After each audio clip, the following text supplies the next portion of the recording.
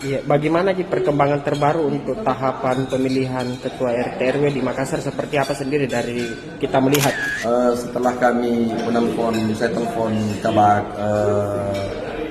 BPM Andi Ansar, dan dia sudah hari ini berkoordinasi dengan semua stakeholder yang ada, termasuk Asisten 1 dan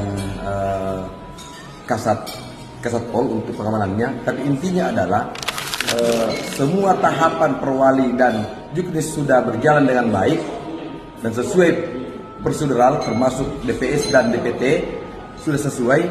Maka kita doakan insya Allah tanggal 3 Desember pemilihan berlangsung. Mari masyarakat Kota Makassar berbondong-bondong untuk memilih ketua RT sesuai hati nurani kita, sesuai, tidak ada tanpa paksaan, tidak ada intimidasi, dan kita pilih ketua RT kita untuk menjadi ketua RT.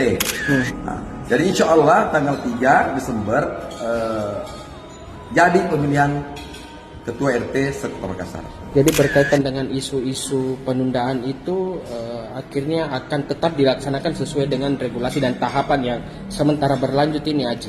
Iya, jadi memang kami kemarin minta tunda kalau memang panitia tidak siap.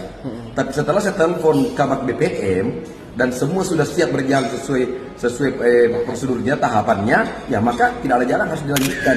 Karena menurut saya di era pemerintahan Wali Kota Munafri Arifudin ini sangat bagus, memberikan kewenangan demokrasi yang paling dasar, yaitu di pemilihan RT. Jadi dibanding support habis kalau memang ini melaksanakan pemilihan RT RW secara demokrasi.